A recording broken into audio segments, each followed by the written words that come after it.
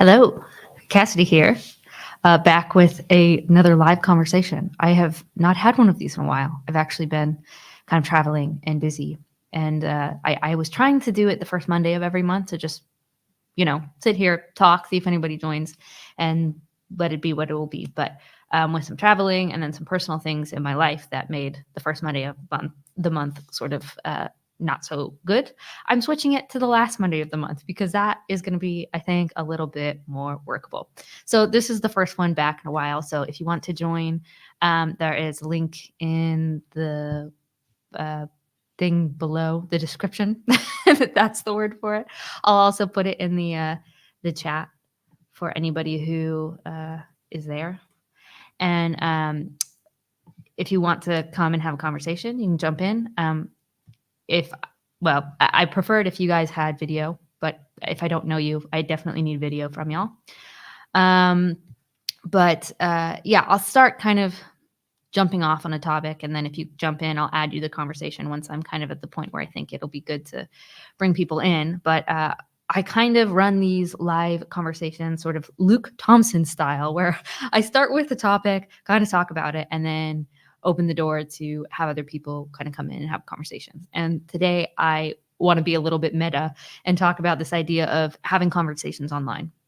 Because I don't know, it's just something I've been thinking about quite often. And I think if I'm going to start having conversations online like this again, it's probably good to tackle that question in sort of the way I'm framing it before I get too deep into it. So I think for me, why the topic's so interesting is because I've been having really deep kind of meaning conversations probably for the last 10 years. But for the last 5 years, I've done a lot of that online. And that's kind of a weird change in my life. I am not a very online person per se, but the last 5 years, Paul Vanderklay and his sort of community that has come out from what he does on YouTube has inspired me to converse with more people online. And it's been a really interesting experience. It's flipped my life upside down in multiple ways, from family to religion and kind of a million other things. But I won't get into all those details. But it's been a really good thing for me. But lately, I've been thinking a lot about what exactly is we're doing here, having conversations online. I think there's a lot of people talking to each other online, some in this sort of little corner, if you want to call it that, estuary, whatever this thing is that we're doing here, where we're talking to each other and trying to make space to hear each other. We're having conversations here, but there's conversations happening all over the place on the internet about a million different things, from marriage to kids, politics to religion.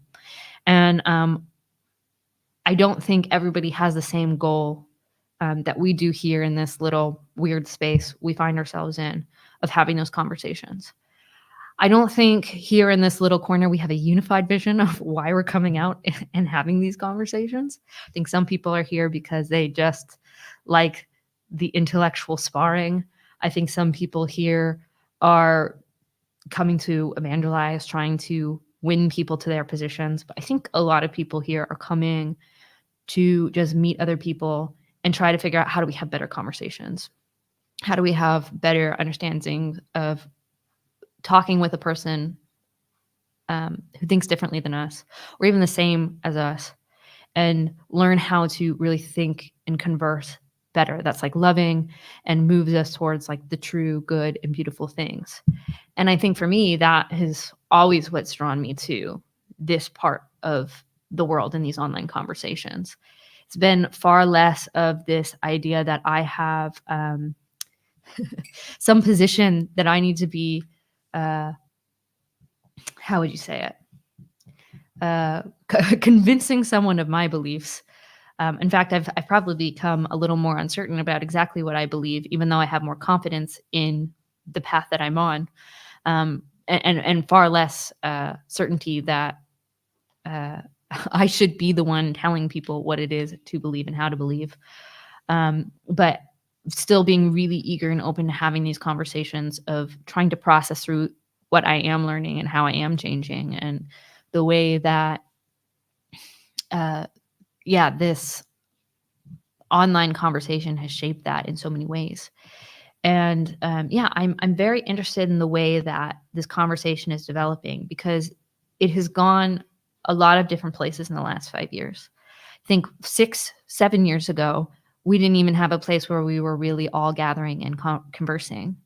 We were sitting and listening to our favorite YouTube pundit talk to other people about the things we found really important. And I think especially Paul Vanderklay, we were sitting and listening to people's stories and really having conversation or really thinking about the conversations that other people were bringing to the table. And then all of a sudden, when the Discord opens, now we don't have to sit and be flies on the walls for Paul. We can come and we can talk with each other, and that's so exciting and interesting. And so you have these Discord conversations, these unrecorded conversations where you are being able to meet people from all over the world and hear their stories and hear what they believe and how their stories shaped what they believed. And it was really beautiful and special. And like, there's still something really beautiful and special about what we have in a lot of these channels that have come out from that Discord. But the truth is, we do have a lot of channels that have come out of the Discord, including mine in many ways. And it opens the door to a shifting in the way we have these conversations. And I don't think that's wrong, but there's always sort of a thoughtfulness in the part of it to think, what are we trading off in shifting the medium of the way we have these conversations? I think these live impromptu conversations that go straight to YouTube and allow people to be flies on the wall on sort of live conversations is really interesting and important. I wouldn't do it if I didn't think it was interesting and important. But I do wonder if it sometimes moves us from being in that exploratory place where we're meeting people, having conversations and trying to better ourselves in having conversations, into sort of our YouTube pundits ourselves, where we get to sit on a platform and argue for our hobby horses. And, you know, maybe there's good to that and maybe there's a place for that, but it's always hard when I think some of the beauty of what came from this whole long project, whatever it is, was these very simple, grounded conversations about people's lives and people's stories and the way that they were struggling to figure out what it is to believe and to live a meaningful life, and gaining wisdom from each other and meeting each other as humans, and not losing that sense of dignity and like the human participation of all of those things. And so those are lots of questions I've been kind of pondering. I don't have anybody who's jumped in yet, but if anybody would like to jump in and kind of join me in that conversation, I'm happy to kind of stay on and babble. I'm I'm not a great babbler, so I'm sorry if this is not the most entertaining. But I'm gonna read. I see I have some comments, so I'm gonna read those, kind of talk about it, and hopefully we get some people who want to converse on the internet. Okay, so Parsons. One thing is for certain, I'm not. I think not as certain as I once was. And I'm also certain that this is not going to change. Yeah. Yeah. I feel the same, Parsons.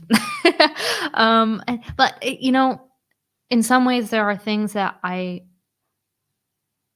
know that I'm like, I always know that I'm going to be a little less certain than I was. But in some ways there are certain things that I've gotten even more certain about in a way that I can't explain. So I'm uncertain about why I'm so certain about things, but it's in this different kind of peaceful way instead of this sort of, how would you describe it? Maybe sort of like a defensive posture of like feeling like I need to be certain for a defense of maybe truth or goodness or what have you.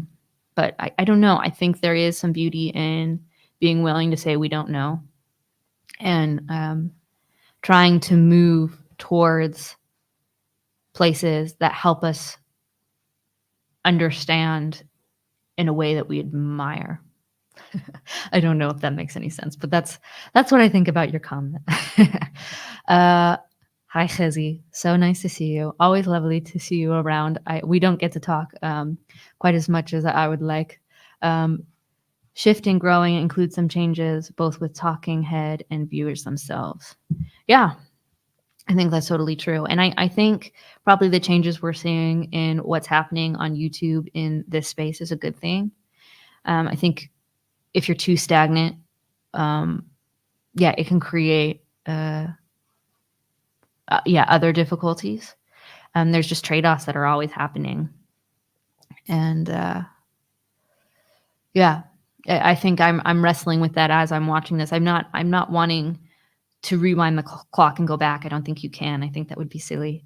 Um, I do hope that we don't lose that kind of curiosity and pureness that was there before everybody had a a channel that they wanted people to like and subscribe to.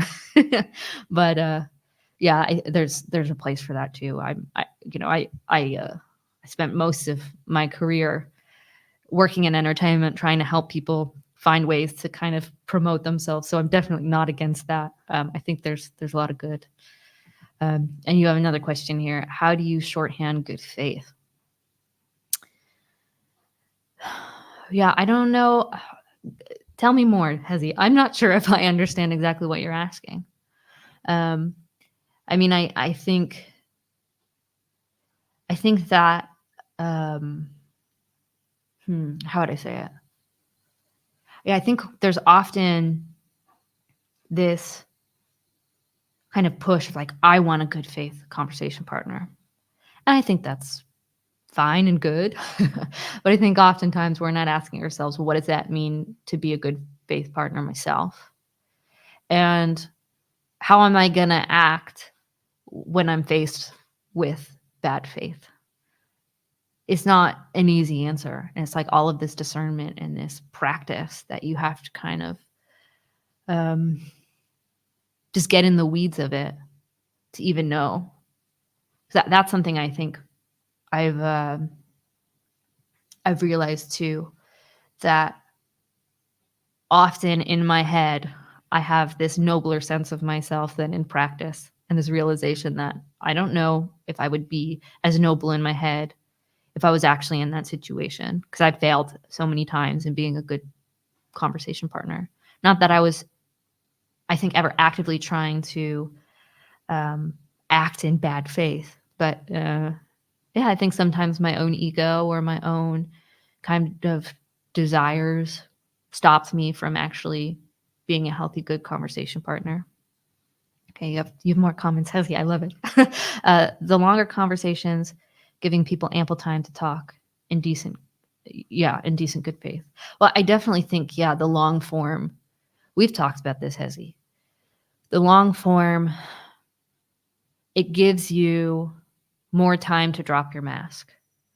Because when you don't have the cuts and the flashy edits and you don't have the conversations where it feels like um, you're meant to always put your best foot forward and make it spicy and entertaining, you kind of, it opens that place to lose the actor in us that recognizes the camera and the thing going out, and you remember your own humanity. Okay, once there was less screen time, it's harder to make room at the table, and some people feel left out. Yeah. Hmm. Yeah, I have to. Once there was less screen time, it's harder to make room at the table, and some people feel left out. Well, yeah, and I think, yeah, there's this place where some people don't want to be on the screens. And I've kind of gotten used to being on screens for a lot of reasons, but I remember I now jump into these like live stream conversations because often I miss the people who used to not be on the live stream conversations, who are in just the chat rooms. But now the only times I really get to talk to them is if I see them popping up on a YouTube screen, and so I say, oh, whatever, I'll jump in. But yeah, I think there's people who don't have that comfortability of being there and broadcasting themselves, which I think in some ways is a healthy instinct.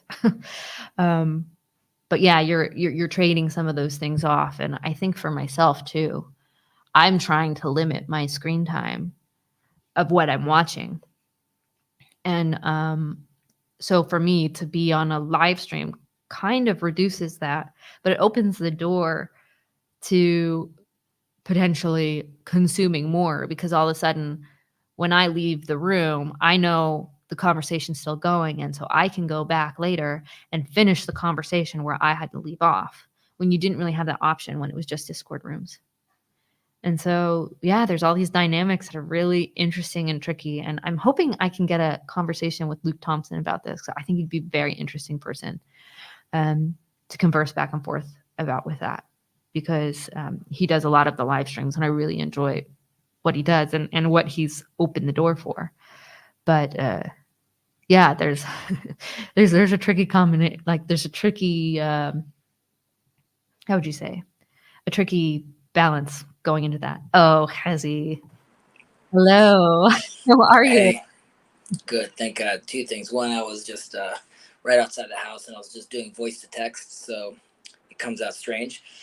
Second, is it okay if I smoke on your stream? Yeah, I know what the I don't rules are. care.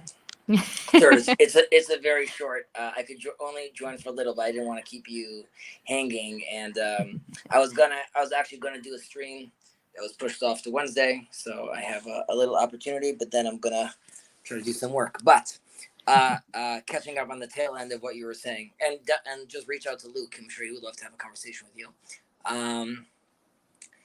I think what I was trying to say is that as it grows, it requires both from the talking heads, as in this case you, and the viewer, in this case me, or the lurkers or people that are commenting. It requires a different mode. So if right now there is Yumi and two other people and Luke and a few other regulars, so feel free to comment as what you want. You could feel comfortable to have also like a separate conversation in the comments, which happens often, which is Yeah. okay. It's not like you have to keep to what we're talking about on the screen. However, as it grows, you have people now that are here to watch your content, and they're going to be very confused if like, why is Luke talking about like what does this have to do with this comment on? And people need to be sensitive to that. So if someone jumping on right now, for example, let's say Plebis jumps on right now and sees you and I talking, but it's a live conversation. Maybe this is not the best place for him to write to me, hey, by the way, I left you like a message on Discord. Like, I'll see it on Discord. You know what I mean? Like, but there's a different etiquette that one has to pick up.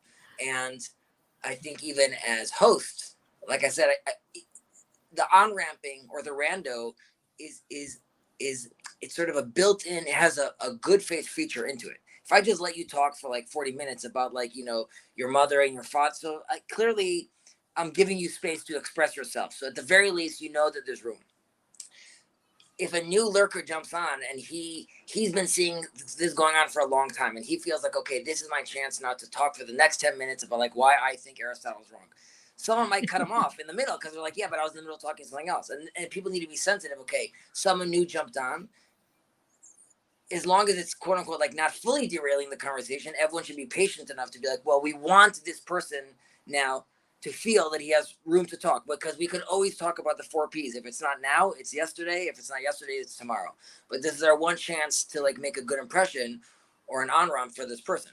But those are difficult things to balance. And like I said, this could be less or more formal. Someone might jump on. I gave this example. I don't know if you were there when I was talking about this with Chad, or Alan, but someone might jump on Jacob's stream, and there might be like a different mode over there also. So you sort of have to. There's a responsibility again, both from the community itself and from the people hosting it to send out the proper message as these things grow, which is hard to track. Mm-hmm. Well, it's hard to even know when you're in a conversation, because you don't know exactly why people join the live conversation, right? And there's a piece of that where it is kind of improv, where you kind of just go yes and you move forward and you kind of let it shape where it needs to go. But there's a level of like, as a person hosting the conversation, you have to have a discernment of when to switch to the place where it's like, no, we're going back to the mother and the father and the uncle, and we're going back to this personal conversation, or we're going to give space for the 15-minute lecture on Aristotle. It's like the rules are are kind of loose. And I do think probably there's this unspoken set of rules depending on whose channel it's on and who's hosting the conversation of what they hope and what they expect. Because I can imagine my live streams go very differently than Jacob's or even the Grail Country live streams. And like, I think that's a good thing. There's different places for those different forms, and those people who want different types of conversation can kind of navigate towards those sort of curators who, set the rules that feel more apt to where they are and what they feel they need in pursuing these conversations online.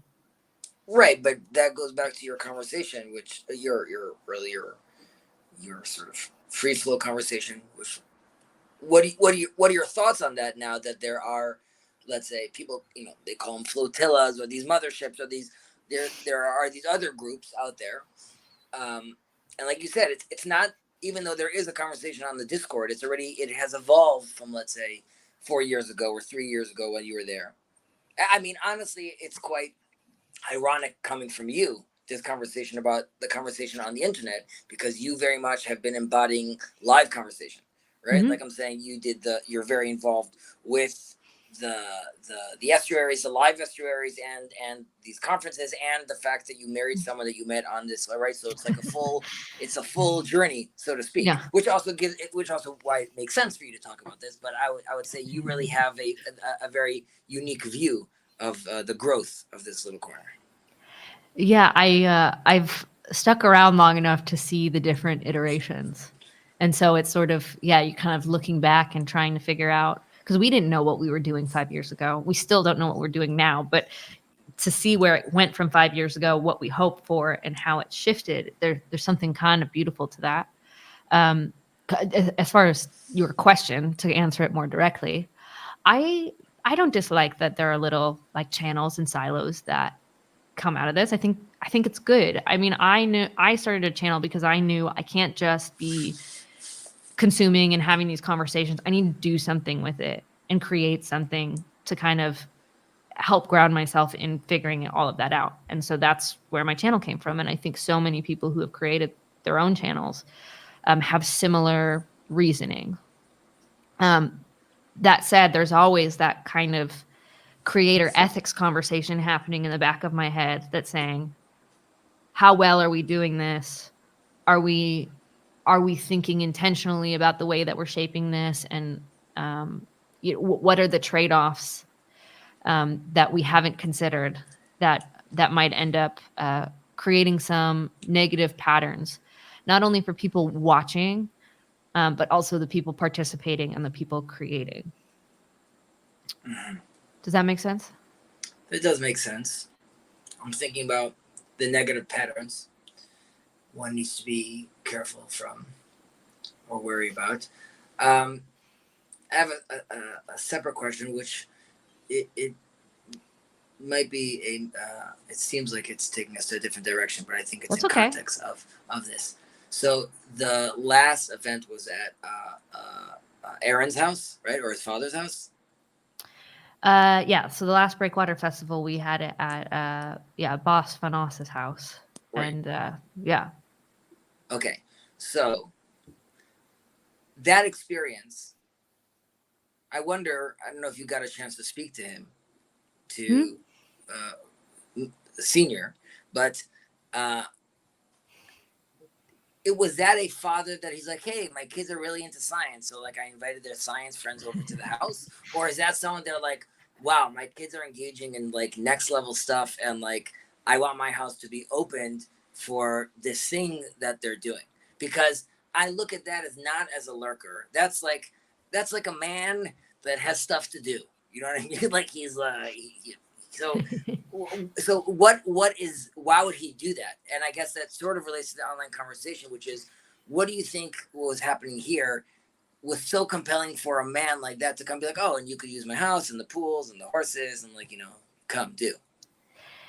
Yeah, I mean, I think it's probably a little bit of both. Boss is just a very encouraging parent. Like if his kids are interested in something, he doesn't want to squash that for no reason. But I also think that he had seen something that made him be open enough to say, okay, I'm willing to put my own skin in the game and put my house on the line for this. And he came to the festival before in Mannheim in Germany. So he was there, and Aaron was actually one of the speakers. So he came and watched his son and participated. So he got a taste of it. And then, we, with Aaron's help, approached him and said, oh, okay, maybe we could do this. And I think we could see his eagerness and his willingness to share his home that made us eager to say, oh, this is a special place. And I think it would be something really meaningful to have this event here and participated it here. And I think the more that he kind of talked with us and we planned the event and throughout the whole event, him, his wife, and his children, all of a sudden were like, oh, okay, this is really something special. This is really cool. And, he's... Sorry, he's like... Well, I was just going to say, he's like a theologian himself. He's got this whole library of books. He's definitely got a similar sense of kind of the questions we have for this corner. So it's not that he isn't interested in those things, but I think by having his sons get him into it and then provide that space for us to have his house, he has even a softer spot for it all. I look at that as such like a beautiful like success story sort of the corner, which is, it's not only obviously the fact that there was the event and the fruits of those conversations, but the fact that someone could get moved that way. And I think of,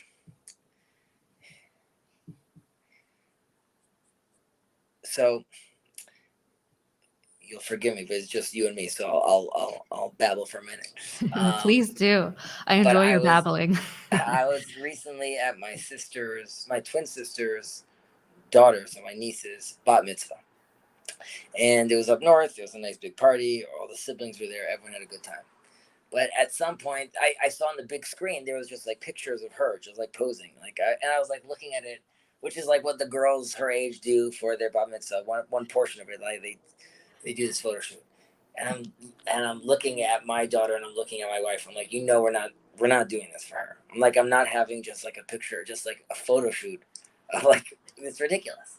And then my niece got up and my sister introduced her, and then my niece got up and gave this 15-minute speech. She finished going through all the ethics of our fathers. I happen to be doing the same thing this year as well, which was just like interesting for me. We obviously did it at different levels of interpretation, but she finished going through it, and she gave a nice like 15-minute speech about like ethics, why it's important for her, what it's been like being a student throughout the war. And then my wife looked at me and she was like joking around about like I was bashing like the photo shoot. Okay, I was like, this is like so vain. And I saw that made me very proud, and I was very happy to see that. And now I'm thinking, going back to how one spends his time and the values that we're putting in. So, you went to this event right now, you put time to put it together, and you have people out there that are spending their time in their house, in their basements, lost in computer games, or you have people that are in horrible places in their life, or completely wasting their times running after like nothing. And if you look at the contrast of the time you spent in this festival and let's say the Met Gala and the outfits they're wearing, and then the articles about the outfits they're wearing, and you're like, what on earth is it's crazy. So I'm so happy to see someone like inspired and want to like participate and do and be part of something that seemingly would seem very niche, but perhaps it can actually grow and, as people say, steal the culture, so to speak. Yeah. I mean, I don't know what is going to happen with it. I think about that all the time because it's like what we're doing. I don't think a lot of people understand it. I think there's a lot of people who have fear with it. And, rightly so. I think there has been some, I don't know. I don't want to say not good things, but I'm sure not good things have come from this project that we're doing. And I think often too, as I go deeper in my life and figuring out what I really find to be true and what I find to be meaningful. There's always that question of like, is this creating space for open dialogue that makes space for ideas that maybe I don't think are as good as the ones that, I'm getting from, church or whatever. Is that an unfruitful place to put your efforts? Because I don't think that's an unreasonable question to ask. But then you do these events and you you have faith in the things that you've seen that's come from it. And for me, knowing that, I only have this sort of beautiful trust in the faith tradition that I have because of this thing. You do these events and you say, okay, I don't know what is going to happen, but we see where it goes. And you when there when it's in person in your background, um, you get a taste of this thing that you're hoping for in a way that you don't always get when it's on the internet. And you just see these seeds, and then you see the way that people connect, and you see the way people wrestle with these questions of meaning, and it's really beautiful. And then everybody leaves, and you get the messages of, thank you so much, this was so life changing, I'm going back to church, I'm getting connected in my community. I'm all of these different ways that people are taking the next step to reconnect to something more meaningful. And you go, oh, okay, that's why we do it. And whether it steals the culture or not, um, whatever, I'll take this little garden that we have and I'll tend it as best as I can because I don't know where it's going, but it's beautiful.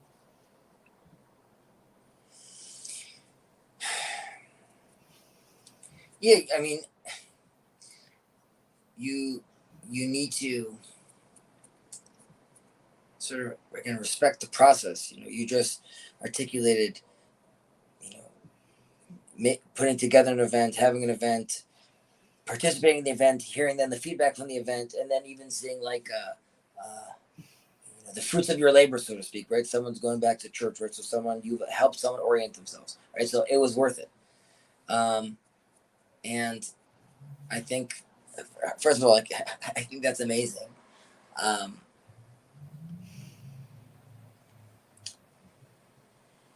And right, I mean, it's also very, sorry,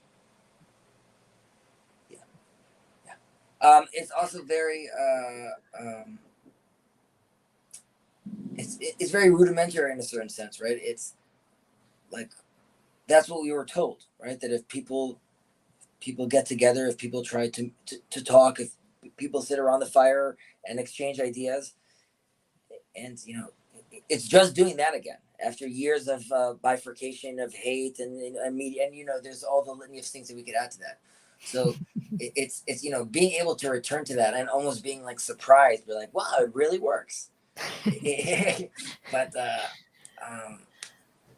it's sort of returning back to like this innocence of a child where it's like it's so amazing, it's so beautiful.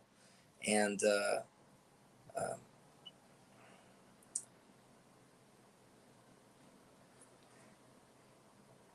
I know Grimm talks about set a lot, and how how are you actually taking, and this goes back to the conversation you started with, which is your topic, which is the conversation on the internet, right? Can you take this medium that seemingly was part of the bifurcation, right? The being stuck at watching the TV and being away from the dinner table, and like that whole culture that leads to us watching reruns of the Met Gala, right? How do I actually use that to cultivate something like this, right? Which was like an online conversation that brought me back to like a real. It brought me to a real conversation, which is just saying people writing to this letter to you being, I'm going back to church. But how do you cultivate that kind of, and that goes back sort of to the good faith, right? How do you have an honest, good conversation with someone? How do you see a person in today's world? And because we're in a digital world, how do you do so on the internet? When seemingly communities like that, many times, they, they turn to the dark side, and like it could become like a very dark space, obviously, And so how do you maintain a space like that? So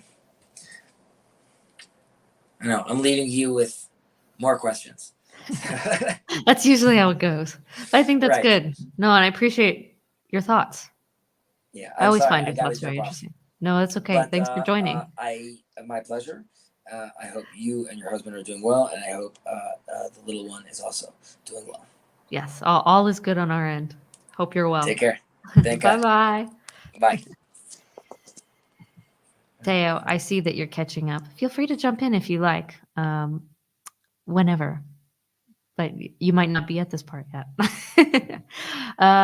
Okay, I'll go back to the comment section. Parsons, pursuing understanding before pursuing being understood. If the ego hates being misunderstood, the problem is the ego hardly understands itself. Yeah. Yeah, I think, isn't that one of the rules in like 5 habits of highly effective people, of like seeking to be understood, to understand before being understood? I think that I've always found that incredibly helpful, because I think there is something in us. We want to be understood. We want people to understand us, but why would that ever happen if we can't give that understanding to others first? And it has so much to do with our ego and our relationship with that.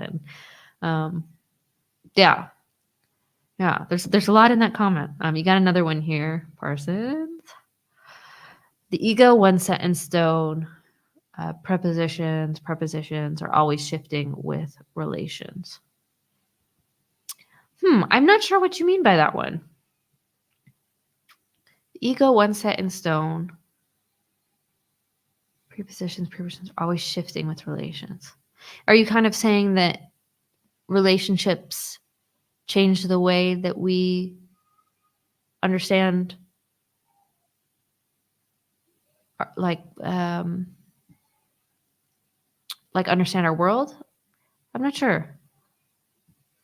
You've got a lot of deep sayings going on, Parsons. I don't always know how to. I don't think I always fully understand them. Let's see. How long have we been going? 40 minutes. Okay, I will just hang out probably for another 15, 20 minutes, see if anybody else wants to jump in. If not, I'll probably close down. My poor baby is crying. My husband's watching her. She's trying to go to sleep right now. So if you hear a crying baby, don't worry. She's not unattended. She's just having trouble going to sleep. Yeah.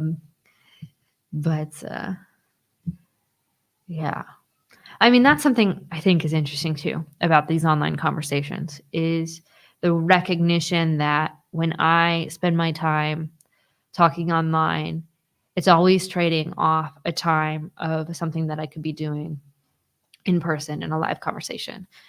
For example, like sitting and having a conversation with my husband, or having my neighbor over for coffee. You're always trading that time for something else, and I don't think it's always a bad trade-off to trade off the time to have these conversations online instead of in person. But I think if the balance is off, it opens us up to some tricky patterns in our own lives, and we lose a little bit of grounding of like what's actually going on around us. And I think that's why I've spent so much time and effort trying to do what I can to make space for live events where people can meet each other in person and not just keep living all of this stuff online. There's a lot of benefit to it. There's a lot of good that I think has come from it. I mean, clearly, my life has changed immensely for the better from just participating on all of this stuff. But yeah, if like me and my husband talk about this all the time, if we had only left our relationship as an online participation and never found any way to ground it in reality and actually live it out and participate in it in a tangible way in the world, um, yeah, we wouldn't have survived. We wouldn't be here with a life and a house and a baby and all of these things. And yeah, I just hope that we don't get caught up in the online game that stops us from taking what we're learning online and embodying it in our lives and the people around us. I do fear that's what happens sometimes. Um, and I don't want to make a judgment about it. I think throughout my life there have been times I've been more online, and there have been times that I'm less so. Sometimes I think it was in a healthy way of just trying to find ways to connect and stay human. But other times I definitely think it was just this passive consumption and process that was oh, poor baby. Sorry. I don't know if you can hear that, but my baby is having a little trouble up there. She is with my husband, just for clarification. I'm not just leaving a crying baby. Uh, don't cancel me online, please. I can't take it. I'm too soft for it all. um, but where was I? Oh, I don't remember. But anyways, just trying to find a way to, yeah, make this more real. Because I think that even when I was using it in a healthier way, there was always this piece of me that um, could recognize how relying too heavily on a digital world and these digital conversations was going to leave me disconnected to like what's actually going on in life. And yeah, it's really, really tricky. And there's all these all these pitfalls that come with it. I think especially when you're talking about algorithms and sort of the way these online platforms are designed to purposely sort of keep you consuming and keep you coming back for more instead of eventually leaving and going and finding a place where you don't need all of the content in your life. And that's something I've been thinking about too, is as we create these channels and they become places where we can gather and have these conversations online that are outside of just how would you say it, the Discord or online text chats or whatever, these personal conversations. You are opening yourself up to playing this game of, well, how do I keep this going? How do I make this sustainable? And sometimes that comes with figuring out, how do I get people to watch? How do I get more views? How do I get people more interested in this stuff? And there's this game that's being played of seeing content creation as attention harvesting. And, the goal is to get people's attention for as long as possible and for as many videos as possible. And I get a little nervous about that conversation because I think when we look at it from that frame, we are not thinking about sustainable creation and the way that we are harvesting people's attention in a sustainable way.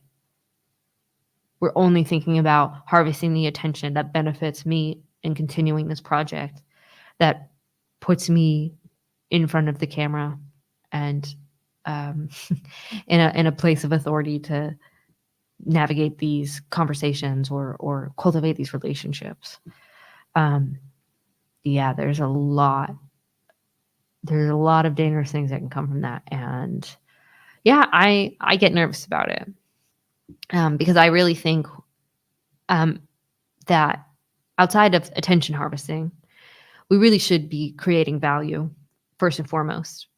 When you're putting something valuable out, whether anybody else is watching or not, that's, I think, a much better goal than how much attention can I gather. Because there's plenty of things that gather lots of attention that are not that valuable. Especially if you go back to early YouTube. What were the videos that were going viral? It was like Charlie bit my finger and weird cartoon clips that somehow captured the imagination of people or connected people to humanity in a certain way, which is a good thing.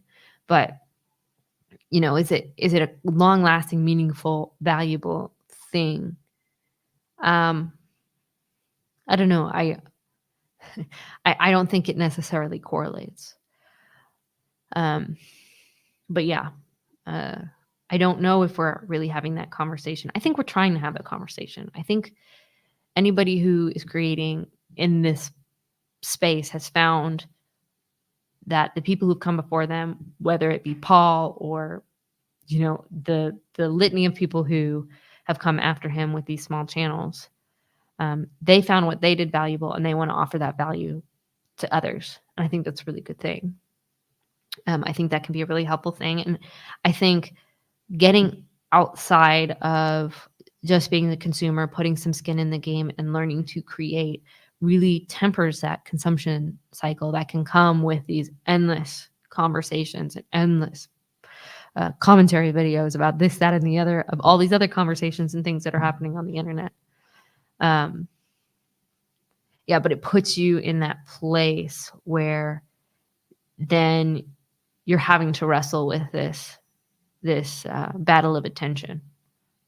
Like, oh, well, how well did my video perform? How many people are jumping on these live streams and having conversations with me? How many likes do I get? How many comments do I get? Like, there's all of these ways that we measure our success in those things.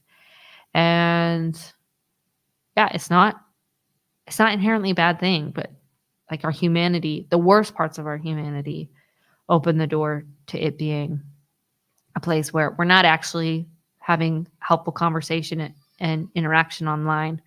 We're having conversation that benefits the little institution that I'm creating about me and my own space on YouTube. Yeah.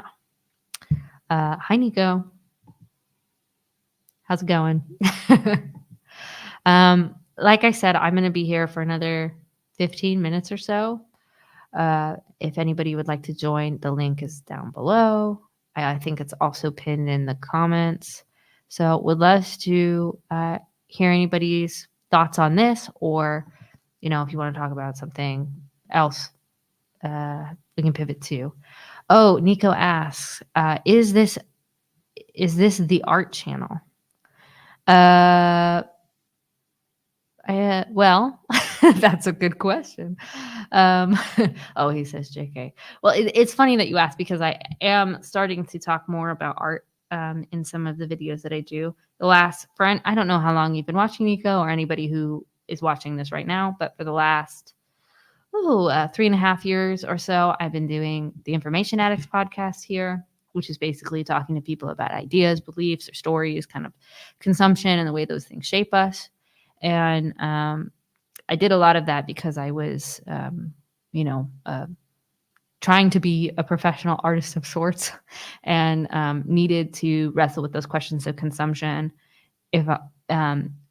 so that I had a better chance of creating well.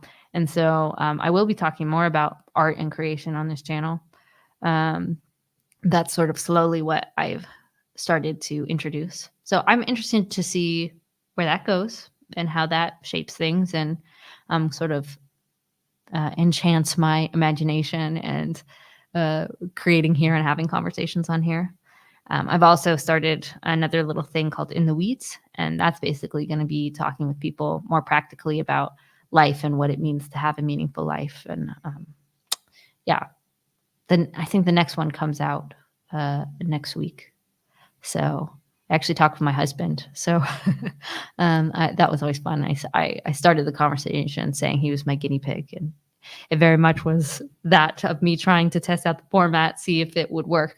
And I think it will. So we'll see how that goes. There'll be more to come. But I think this year for me, I want to have a little more fun with what I create, try different things. I think for a while I lost a bit of joy in having these conversations.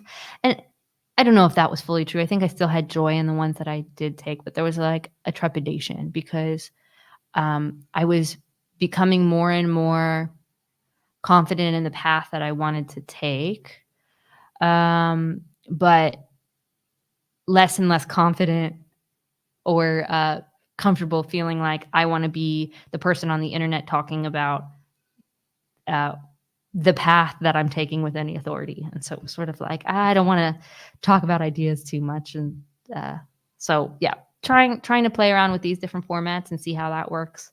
I think it's just going to be helpful for me in this new stage of life as I am transitioning into, well, when I started all of this, I was single, living in America, pursuing a career in filmmaking. And now I am basically a stay-at-home mom, uh, yeah, married, living in the Netherlands, and uh, still kind of pursuing some bit of arts and things, but not in the way that it was before and really as professionally as it was before. So, yeah, I think opening it up to these different conversations, I think is going to help me feel more comfortable about having conversations online. Nico, if there are going to be art talks in the future, I'd love to participate. Uh, yeah, well, there definitely are going to be art talks. I'm still figuring out exactly how they're gonna go, but I have a couple ideas, and yeah, I think art for me has always been something so fascinating, and so um, interesting, and like sometimes it's hard to feel like filmmaking is an art, but it really is an art. It's become very consumeristic, and it's a very popular art. So sometimes we lose track that it's an art form, but yeah, I have always considered myself an artist of sorts, and so I find those questions really interesting and meaningful. So um, yeah, keep an eye out for them, and yeah, enter the comment section. And if you're on the Discord, feel free to message me. I'm on the Girl Country Discord and the Bridges of Meaning Discord, as well as the Breakwater Discord, which is a Discord that surrounds the festival I help run in estuary space in Europe. Sanji, hi. I think that's how you say your name. Hello. Yeah, so that's the end of the comments. We got 8 minutes live here before I close her down or somebody jumps in and we have a little conversation. But I hope so far this has been helpful. I really enjoyed my little chat with Khezi in the middle there. So yeah, I think that helped me think through a lot of these questions. If anybody knows me well enough, they know that I'm not actually a huge fan of like being on camera myself. The whole monologues that I do them because I find them helpful, but it's so nerve-wracking for me. I really, really dislike them in many ways, but it's sort of that dislike that I push through because I think it's teaching me something good. But I've always found it much more interesting to work with people. I think that's probably why I became a filmmaker. Just such a collaborative art form, and working with people. Oh, Nico, I'm missing out on all of these discords. I don't know. Maybe you're missing out, maybe not. I don't know. Sometimes it's chaos on the discords. But yeah. Do you, Nico, are you an artist yourself? Do you do certain art? I'm always wondering, I read the comments. I'm not a very good responder to comments, especially if it's not live like this. And yeah, there is one for Girl Country, Nico. But I'm always interested, like, who are these people who watch the videos? Like, what do they do? What drives them? What do they find interesting about what it is I put out? Because I mean, for me, it's helpful because I'm processing through ideas with people I trust and really trying to kind of learn from people in the ways that I can and learn how to be a little humble in that pursuit of meaning and the bigger questions. But yeah, I'm always interested. Oh, what is drawing others? What are their backgrounds? I love people's stories. I think that's why I fell in love with Paul's content. I just love people's stories, and so the fact that he would just talk with people um, who were, you know, not known and have a conversation. All right, hold on. We got someone in the chat. Hi, Nick. How are you? Hey, How's it it's me, going? Nico, from the comment section. Oh, Nico, hi. Yeah, Thanks for joining. yeah. I haven't joined a lot of these. Uh, Recently, I got on Chad's stream, Okay. so maybe I'm trying to jump more on more streams. Okay. How'd you find Chad? Through PDK. Okay. Uh, yeah, yeah. No, I've seen you in a bunch of the other streams, but I didn't know you had your own channel. So I think I'm missing a lot of context, a lot of history. But Yeah, I keep that pretty close to close to my chest. I'm not much of a self promoter. It's the bane of my existence to self promote. But yeah, I've been doing this sort of inconsistently, but you know, the last 4 years I've been doing something at least with this channel. Mostly just conversations, sometimes monologues and kind of commentary videos, but a lot of conversations with people, just kind of learning people's stories, trying to figure out what they believe. And yeah, I'm slowly, I did a lot of talk about like consumption. That had been my big thing of like, how do we consume better? How do we stop ourselves from getting into like consumption cycles that are unhealthy?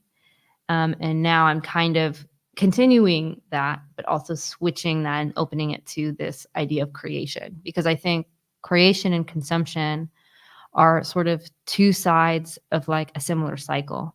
It's like you have to consume to create, but there's these ways that they can kind of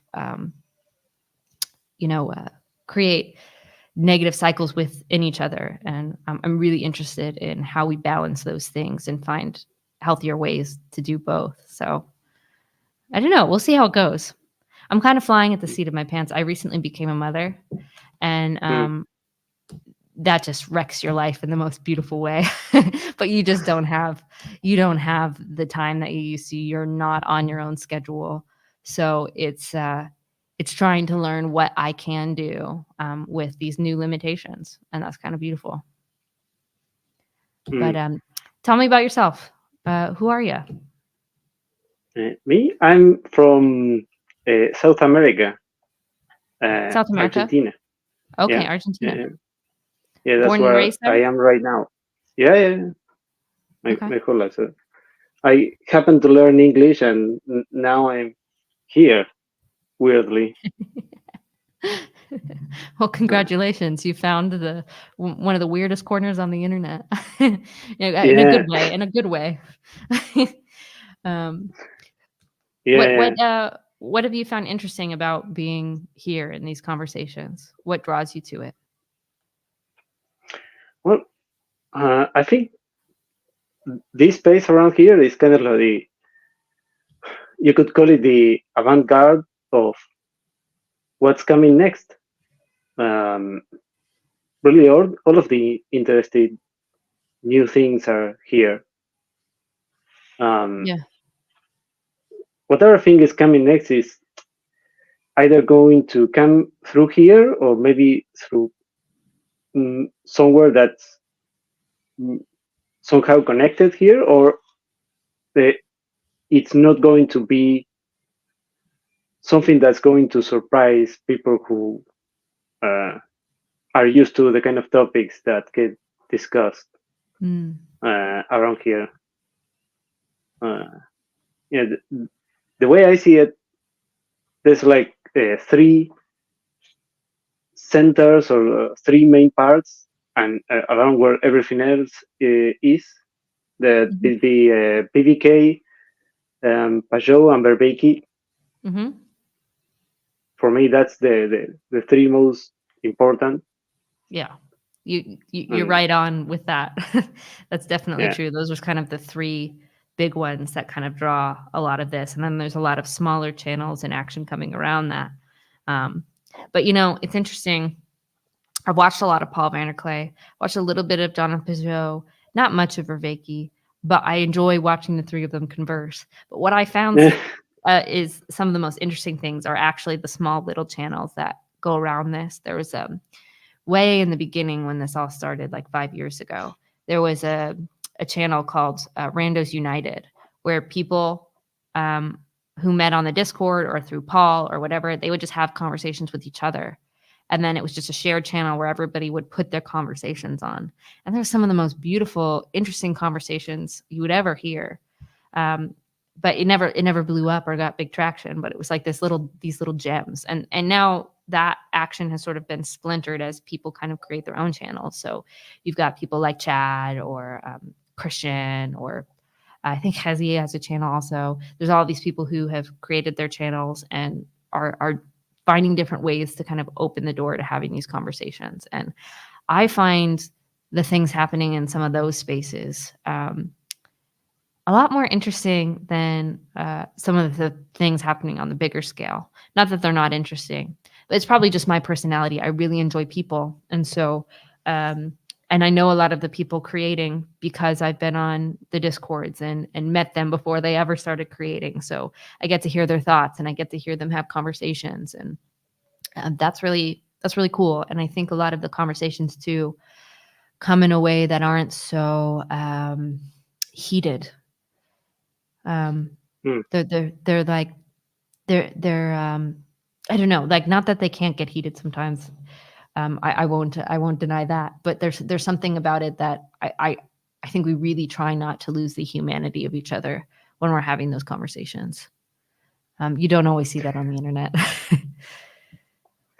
And when you say heated, are you thinking more of the Discord and the chats, or more on the kind of debate structure from YouTube videos? The delayed structure from the YouTube videos? What does that mean? Debate, those debate. There was a wave of debates. Yep. When the whole new atheist thing was going, Mm-hmm. debates were kind of in fashion. Yeah, well, and that was like 10 years ago now, I think, when they were at the height. I think they still happen, but I do think, well, maybe I'm just out of touch. Maybe people still really like them. But I don't know. It does seem like long form conversation has slowly taken over the people's imagination to be more interesting. But yeah, I mean, even sometimes in the long form conversations, even if it's not debates, I do think sometimes it's aimed at, like proving something or standing for something, which is fine. I'm okay if somebody wants to run their channel like that. For me, I just have found it really interesting to see the way people explore and to see the way people work and how we can meet each other. And it's really nice to do that on YouTube, because YouTube is such a platform that is really made it easy for the people who create to connect with those who are watching in a way that no other platform has, like Twitter, Facebook, whatever, all these other social platforms. Like, it's always really valued this connection of the creator and the consumer. And that has its own trickiness. Don't get me wrong. But there's something interesting about the way that it has the ability to stop us looking at each other as enemies or, opposing debate sparring partners, and actually just kind of going, oh, that's interesting. Tell me more. Like, I want to understand what you think more than just I want to understand what I think. Does that make sense? You can see the difference easier when you compare YouTube with something like Spotify. There was a moment when there was an attempt to compete with YouTube, and I think that's when Joe Rogan moved to Spotify. But right. It's missing the comment section. I didn't realize it until then, but the comment section is a very big part of YouTube.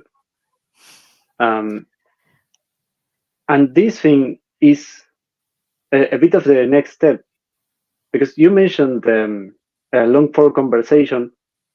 There you're watching people explore. But in YouTube, there is still this problem of I am the YouTuber and my opinion is descending to you. Mm. There is very little opportunity for dialogue or pushback from the comment section. A lot of the comments mostly get ignored, even on streams. But the big difference uh, is being created here now with all of these streams where people can actually uh, jump in and participate. Uh, this stuff is really breaking down that dynamic. Mm. Yeah. Well, I've always been, when I was in college, I studied communications when I started, and then I ended up changing my major to cinema. But I did a lot of communications classes, and there is something true that, um, most of our communication is nonverbal. It's in the tone of our voice. It's in the way that we move our hands. It's in the proximity and the way we speak and all of these things. And so when you're reading something that's just a text, you're missing all of these communication cues that you don't get when it's like two people, um, here sitting, um, talking over a screen. But then, when you're in person, like sitting in person is even a higher definition of those communication, because I'm going to miss certain things that you're communicating, Mm. because, I just can't sense it because of the dimensions that are lost with the screen. And so for me, like I read a lot of the comments. I read most of the comments. Sometimes I lose them because YouTube's not the best at notifying when comments happen always. But like I try to read them just because I think they're generally helpful. And in my comment section, people are generally nice, even if they disagree with me. So I can handle that. But I can't. I'm really a long-winded communicator over text. Well, and in speech, but especially text. And so I have to be very limited on how I answer certain messages in the comment section, because it's just going to take my whole day to answer one comment. And I will sometimes answer comments, but I've learned that I have to kind of separate myself to have a healthy participation with this thing. And so having this space where I can sit and have a conversation with you, or just read the comments as they're going through, um, it's healthier for me in the way that I'm communicating. And I think it helps me break down to this weird sort of parasocial relationship thing that happens with YouTube, where it's like, yeah, when you open the door to have conversations with people and really see them face to face and not just in your comment section, all of a sudden they become a fuller person and not a caricature. So I don't know. I think it's definitely got its trickiness and its danger, but I think it's been helpful, especially people who are really trying to be earnest and like really, just want to have good conversations without maybe some not so healthy tendencies behind it, if that makes sense. Yeah, it's getting really close. There's just a few missing steps before it can become something that's not parasocial. Yeah. Um, Yep. I think the next step that comes after this is what's already been happening, that are the meeting in real life. Mm-hmm. That's the only missing step. And even if these things are not completely there, they don't really need to be, because they just can work as a launch pad towards the next thing. Yeah. No, I agree. And I mean, even the meeting in person becomes really tricky when you broadcast yourself on screen, because um there's always that potential that someone can't get past the version of you that they think you are based on the things that they've watched on screen versus who you actually are in person.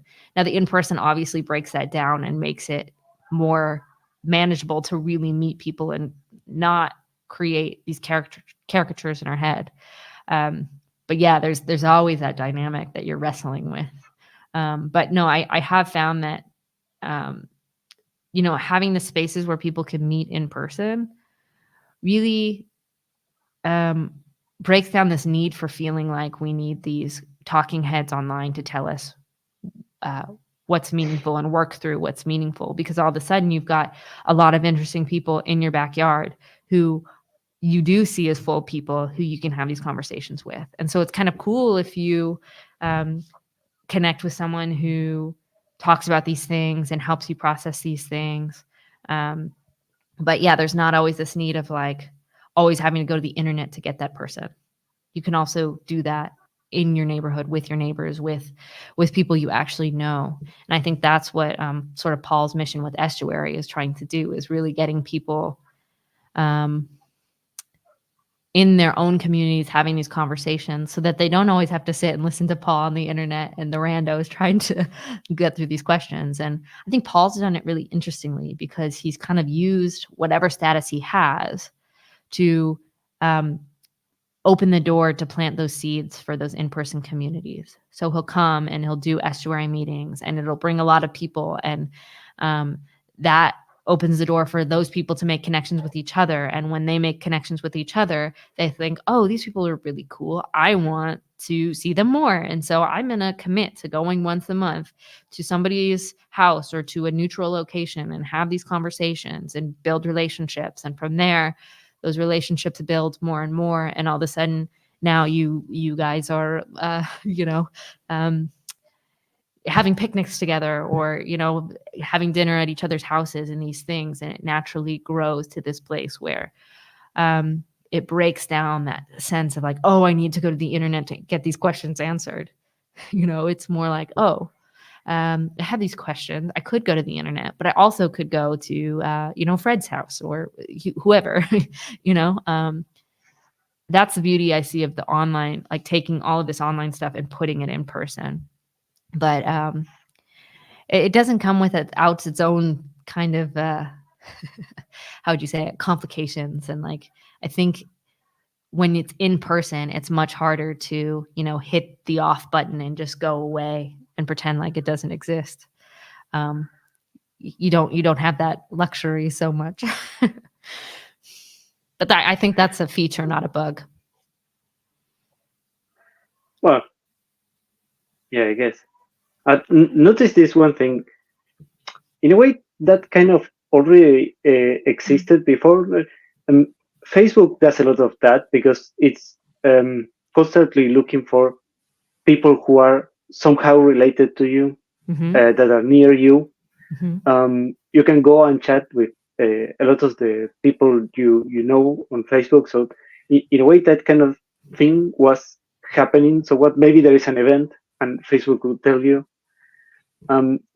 If you like playing video games, there were a lot of things online for people to find groups to connect with, using voice, playing together through the internet. Maybe there was some kind of gaming clan or something like that. There were a lot of these little things, and they happen through the internet, and they can only be cope because hardly a lot of people that you would find like that would hardly then translate to meeting in person. Maybe a little, yes. And the problem with those, there is a lot of, then it doesn't translate into the next step. I don't know of many people who, let's say, spend a lot of time playing video games online, and maybe they made friends online playing some game, and then it would end up into all of them going out together. I'm sure it happened, Yeah. but I'm not sure if it happened a lot. And this one thing that happened with Paul, notice this detail. It hardly did happen before until there was a move from above, meaning that uh, you mentioned that Paul would go to the estuary meetings and introduce people together. Mm-hmm. So there is like two people who meet, and Paul is the third one at the top that joins them together. Yeah. There is an element in the verticality that I don't think uh, people tend to notice. Mm. That the first move had to be made not from the two people that did meet, but from Paul, from somebody that's above. Mm-hmm. And why don't you think we notice that? Um, we're really blind to anything. I think it's all of this egalitarian drive. We are sort of in denial. Everything is equal. Everything is equal. So you can't pay attention when something that's vertical is going on. Mm. You just have to kind of default to it was all meritocratic. That's the only element. That person, it was all thanks to their effort of that individual. Mm. There was nothing. There was nothing else. Never mind that if um, the garbage wasn't collected in the city, it would collapse in a month or something. And everything you do depends on that. It's kind of something like that, I think. Mm. Yeah. I mean, it is interesting the way that status, the way it changes the way we behave. Where like there's this sense that Paul has this connection with us that maybe the person running the estuary doesn't have because he's never been on screen. And that's what brings us out in droves. But what really is probably the more meaningful work is the person who is making the commitment to be there every month, to open that space, to have those people come. Um, yeah, I don't, I don't know how to make a judgment on it. I try to avoid making a judgment on it because they all have their places. Um, but that it's an interesting observation. Well, I don't mean it so much in the sense of um, what it means or what value does it have, but I mean that um, the order in which it happened. It couldn't happen until that first move. First has to come the element from above, and then all of the other stuff Mm, comes. Um, Often when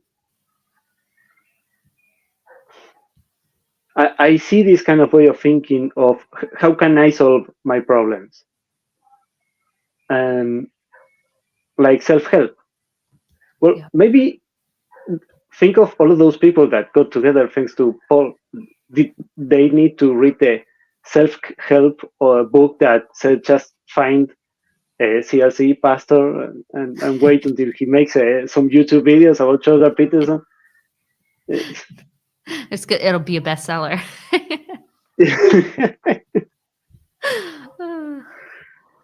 Yeah. No, Just it's sit on your house watching YouTube videos until 2016. yeah.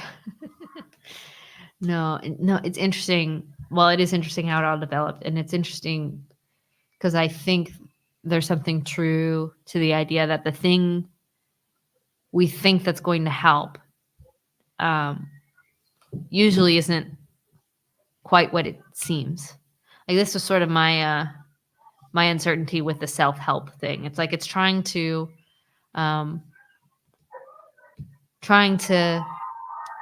make the complexity of like meaning this huge deal that can be solved in a 3-step problem that they have the secret to. So buy my book and you can get it. Where it's like, well, the problem is probably more complex than that. And the answer is probably simpler than that. But it's not something that is easily written in a catchy form that's going to, sell millions of copies, And it's like I look at Paul as an example. I think what Paul does on his channel and the way that he has opened up the door for us all to have these online conversations is far more valuable and meaningful than most of the very successful political and religious influencers online today. But you can't measure that in you can't measure that in this you can't measure that the same way. It's like, is there chanting going on? You having a party over there? There's a school nearby. Oh, okay. Like there's a parade going on. Wow, that's exciting. Yeah, I just don't think it's like you understand why. Like I look at it from a filmmaker's perspective and like a media curator's perspective and go, yeah, it makes sense that Paul doesn't have 10 million followers. Paul doesn't want 10 million followers, but that doesn't mean that because he only has 20,000 followers versus Jordan Peterson's 10 million, that Paul's thing is therefore less valuable than Peterson's. I think it's the opposite. Yeah. But is there noise over there now? Sorry, I think my Zoom recorder died for some reason. Can you hear me? Yeah. Okay. My Zoom recorder died, so I don't know if my mic is working. But I probably should land the plane quick. I'm just going to go through the last few comments, and then I'll probably shut it down. So if you want to jump in and you want to say something, you've got like 5 minutes, 10 minutes.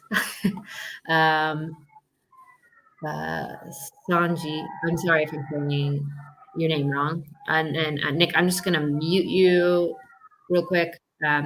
If you want to say something, just wave at me, but I just hear children chanting and it's distracting me a little bit. Okay, my low-key interests about you, your journey into orthodoxy, your views about others from the VPK realm, who also got into orthodoxy, or your lack of insight about that. Yeah, that's sort of my hobby horse, isn't it? You've summed up my my world pretty succinctly. Things I learned about the U.S.-based people into this from a Protestant background is that they blend what they do within their new homes, and that made me lost interest in them. Into orthodoxy, I'm assuming. Hold on. This is what happens when you leave live comments. You sometimes don't read it right. The thing I learned about US-based people into this from Protestant background is that they blend what they knew within their new home, and that made me lost interest in them. Oh, lose interest. Oh, yeah. So I think what you're saying is when they make a transition from Protestant, they try to blend what they had before and make that the new thing, if that's what I'm understanding you. And I don't know if I fall into that trap, maybe. But I think I'm trying my best to learn what it is to be Orthodox and where those things overlap from what I learned and try to rewire instead of making what I had before into what I have now. But I don't know. Could be lying to myself. Okay. The online communication asynchronistic inactivity or interactivity takes center stage as it keeps the conversation flowing even when the clock isn't ticking, let's say. Yeah, I need to chew on that one. I don't know what I think about that upcycle. But thank you for your comment. Hi, Teo. Glad you're caught up. Hi, all of the people. Jeff from Randos United. Will Paul get a lot more follower once he's on a podcast with John, Jonathan, and Jordan B. Peterson? Well, you never know. I mean, that's obviously a possibility, but not.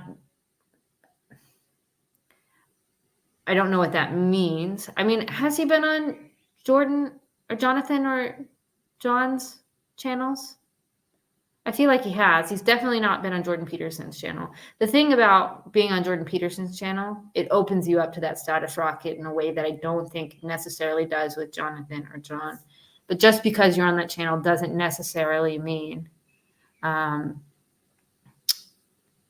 that it's going to lead to a lot of followers. It could, but I kind of feel like Paul, the way Paul curates things, it kind of makes it so he doesn't have that status rocket because he doesn't make it easy to on ramp. And I think that's how he wants it. John said that Peterson wants them all together on his channel. Interesting. I don't know. We'll see. I mean, I don't think it'll status rocket the way like John Vervaeke or Peugeot would status rocket. I think Paul kind of has a weird niche that, I think works really well for YouTube. But I think it would be really cool if he had more followers, because I think what he does is really valuable. But I don't know. I don't think Paul would want that.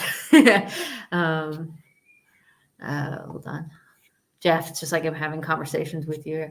Yeah, John said it's in his recent combo with Paul that's what's on John's channel. I don't know. We'll see. I don't have a strong prediction. I definitely think you'll see some sort of bump. And I think there's probably a lot of people who like what Peterson does and Vervaeke and Peugeot and would get a lot of value from what Paul does. Yeah, not sure whose channel it would ultimately be on. Yeah, that I think is the big question, because if it's on Peterson's channel, that is open to a lot more views than the others. But just having Peterson in there himself, it is going to add a level of interest independent of whose channel it's on. I don't know, Nick, if you have any thoughts about that. Those are very in conversations. If you're new to the course, I think that makes sense. it's been a long time coming. Yeah. Because Peterson is always been more high-profile people, but considering Paul has such a relationship with Vervaeke, it makes sense that sooner or later it would have happened. Yeah. Teo says here, PVK replacing the bishop as the fourth horseman of meaning. Yeah, maybe. I don't dislike Bishop Barron. I've just never really connected with the content he creates. And I think part of it is it's not super personal. I think PVK has this way of, even when he's doing monologues, making it so personal, and he's so connected to his communities in a way I think these other creators aren't, that he is doing something very interesting. He's not just following a formula. He's kind of like cultivating something new. I find it really fascinating. Teo says, if it's on Peterson's channel, brace for impact, going to drive at least a few hundred people into the corner. Yeah, I think that's true. But the question is, how long will it last? How long will those people stay? Are they going to do the work to kind of watch the OG randos? Are we going to have to do a randos revisited series so you can get up to speed on all these people that Paul talks about? That would be interesting. But yeah, I don't know. Online communities are interesting. And the way that internet virality works, it never pans out exactly how you think it's going to. So yeah. Okay, randos. Most people are going to just write in the comment section and then Just move write. on their way. Yeah. Subscribe and sometimes watch some videos, but if they watch the new output of Paul, they're not going to go know Luke. They're not going to know Chad. They don't know how are they going to find their channels. Well, so probably it's going to stay at that level only. Well, I think Jeff is right here. He says PVK makes sure his followers find each other. I think that is true. PVK is very good at connecting people who he thinks need to be connected. But the nice thing about YouTube is there is a long catalog of things that eventually they probably could find out who these things are. But as Teo says here, it's a steep slope to on-ramp into the TLC. And that is, that is not an understatement. Okay, Cassandra. Hopefully the reception is more positive than if Jonathan Joe on the Alex O'Connor video. Did he get a bad reception? I thought that conversation was somewhat interesting, although I think they kind of missed a connection somewhere. Like it wasn't, you could kind of tell they were on different planes a little bit, but I didn't know it was poorly received. But I could see that being true. Teo, true, most people will lose interest fast. Yeah, I mean, you really have to like people if you're going to be a PVK fan, because everything PVK does is about people, even if he is talking about ideas.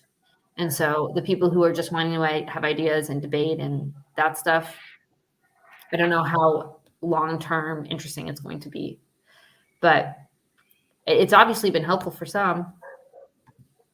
The commenters were very frustrated at his roundabout way of answering questions. Yeah, I can see how that crowd would think that, and I don't always think that is an unfair criticism that's often lobbed at many people in this corner. But again, I think it's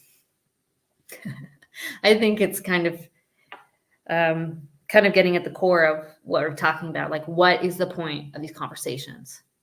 Is it to just get clear-cut answers, or is it to really explore? And if you're really talking about the Bible and what's really going on, it's so incredibly complicated that you can't just answer a yes or no the way people want. I'm sorry, that's just not how it works. It's just not going to work that way. Okay. I think I'm going to land the plane. Nick, thank you so much for joining and having a conversation with me. Chezi, if you're still watching or you watch us later, thank you for joining earlier. And thank you for all the wonderful comments. I hope this was helpful. And I will be back with another live conversation the last Monday of every month. So the next one will be the 26th of August.